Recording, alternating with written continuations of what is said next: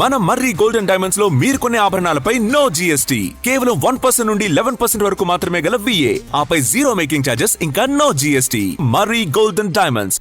పహల్గాం ఉగ్రదాడికి సంబంధించి ఎన్ఐఏ దాఖలు చేసిన ఛార్జ్ షీట్లో సంచలన విషయాలు వెలుగులోకి వచ్చాయి. ఈ దాడికి ప్రణాళిక మొత్తం పాకిస్తాన్ నుంచే జరిగినట్లు ఎన్ఐఏ వెల్లడించింది. లష్కరే తోయిబా అనుబంధ సంస్థ ది రెసిస్టెంట్ ఫ్రంట్ TRF ఉగ్రవాదులు పాక్ నుంచి ఉగ్రదాడికి వ్యూహరచన చేసినట్లు ఎన్ఐఏ తెలిపింది. అంతేకాదు, ఫాల్స్ ఫ్లాగ్ ఆపరేషన్ చేసి పాకిస్తాన్పై నిందలు మోపేందుకు భారత్ ప్రయత్నించింది అంటూ ఉగ్రవాదులు తప్పుడు ప్రచారం చేసినట్లు ఎన్ఐఏ గుర్తించింది.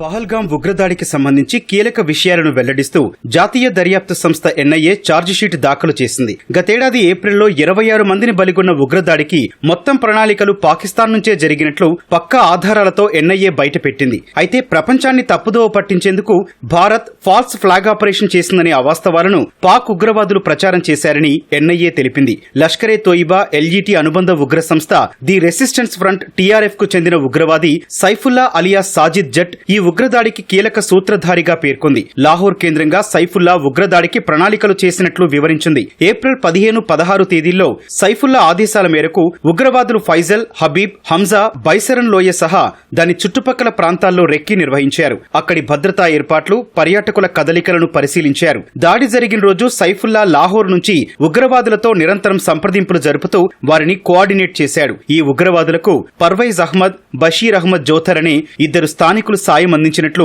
ఎన్ఐఏ గుర్తించింది. పహల్గాం ఉగ్రదాడి జరిగిన రోజున దాడికి బాధ్యత వహిస్తూ కశ్మీర్ ఫైట్ అనే టెలిగ్రామ్ ఛానల్ ద్వారా ది రెసిస్టెన్స్ ఫ్రంట్ TRF ఉగ్ర సంస్థ ప్రకటించింది. అయితే దాడిపై అంతర్జాతీయ సమాజం నుంచి తీవ్ర వ్యతిరేకత రావడంతో TRF మాట మార్చింది. తమ టెలిగ్రామ్ ఛానల్ హ్యాక్ అయిందని, ఆ దాడికి తమకు ఎలాంటి సంబంధం లేదని ఖండించింది. ఈ టెలిగ్రామ్ ఛానల్ పాక్ లోని ఖైబర్ పంక్తుంఖ్వాలోని ఓ ప్రాంతం నుంచి ఆపరేట్ చేసినట్లు ఎన్ఐఏ సాంకేతిక దర్యాప్తులో తేలింది. ది రెసిస్టెంట్ ఫ్రంట్ అఫీషియల్ అనే మరో ఛానల్ రావల్పిండి నుంచి ఆపరేట్ అయినట్లు గుర్తించింది. దీనిని కప్పిపుచ్చుకునేందుకు, ప్రపంచాన్ని తప్పుదోవ పట్టించేందుకు LGT దాని అనుబంధ సంస్థలు అవాస్తవాలను ప్రచారం చేశాయి. పహల్గాంలో భారత్ ఫాల్స్ ఫ్లాగ్ ఆపరేషన్ చేసి పాకిస్తాన్ పై నిందలు మోపేందుకు ప్రయత్నించిందంటూ ఉగ్రవాదులు తప్పుడు ప్రచారం చేసినట్లు ఎన్ఐఏ తెలిపింది. ఉగ్రదాడికి పాల్పడిన ఫైజల్ జాట్ అలియాస్ సులేమాన్ షా, హబీబ్ తాహిర్ అలియాస్ జిబ్రాన్, హంజా ఆఫ్ఘానీల IP అడ్రస్, ఫోన్ నెంబర్లు, ఇతర ఆధారాలను పరిశీలించగా పాక్ లో ఉన్న సూత్రధారులతో వీరికి సంబంధాలున్నట్లు ఎన్ఐఏ గుర్తించింది. ఆపరేషన్ మహాదేవ్ లో భాగంగా